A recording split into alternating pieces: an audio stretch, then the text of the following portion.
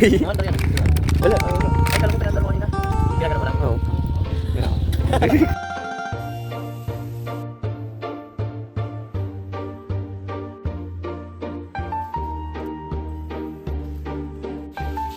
Good morning guys, Sunday grind day. 6 AM din in the morning, nag-grind na tayo. Ngayon punta tayo dito sa ating thrift shop dito sa Kamiling, Tarlac. Ayan, dito guys, pinapasahan tayo ng other selector ng Nike track pants.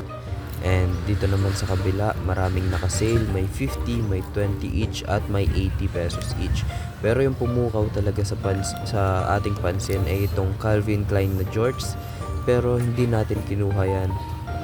Pati itong Wrangler na shorts di natin kinuha kasi pangit yung dimes. Ito din naman, maganda naman kaso lang di din natin kinuha. May Lululemon din dito kaso pass din tayo dyan. And dito sa kabilang side, marami ditong magaganda na pants kaso hindi kasi mabenta yan sa shop namin or sa FB namin kaya hindi natin kinuha. Kaya kung matripan nyo guys, go, sugutin nyo na. Dito lang yan sa Kamiling, Tarlac. Dyan yung location namin ng pinag-uukayan tuwing Sunday. Okay, next. Dito naman may shoes kaming nakita. Kaso lang pass din tayo doon. Dito guys, kung makikita nyo, may nakita akong 25 pesos na Ralph Lauren. Gusto ko sanang gawin bag or sombrero na lang. Kaso hindi na natin binili kasi ewan ko, hindi namin kinuha eh. Hahaha. Yan, may nakuha na nga kami dito. At tignan nyo to, sobrang solid, napakaganda. DC na panggot yung pormahan niya. Ayan, sabi nga nung tropa ko, pang problematic. And meron ditong sweatshirts na H&M and yung Pikachu na knitted sweater. Ayan, binayaran na namin. Napakamura lang ng kuha namin dyan. Dahil matagal na sa kanila yung item, hindi pa nila na-out. Kaya ngayon, na-out na nila. Thankful sila sa amin and thankful din kami sa kanila dahil ayun, may pangbenta kami. Yan, nagbayaran na. Dito sa next spot naman, may nakita tayo ditong Kappa na track pants. Napakaganda nito, vintage Kappa track pants at sobrang daming details nito.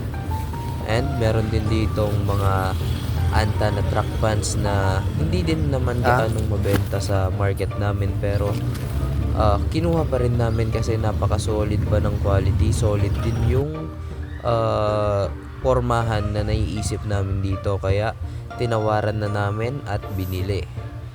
Mukhang labag pa nga sa loob ni Ante yung pagtawad natin. Hehehe. Pasensya na po, pang benta lang din. Dito naman sa next spot, yung source natin, nagbukas siya ng shorts pero wala tayong nakuha dyan kaya lumipat tayo dito sa next spot na meron naman tayong nakitang mga baggy at napaka-solid din nito. Magkano lang? 25 lang yata to.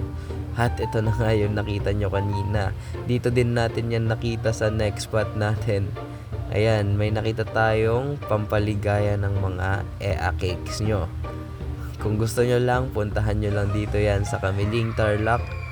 And mapapaligaya nyo na yung EA cakes nyo.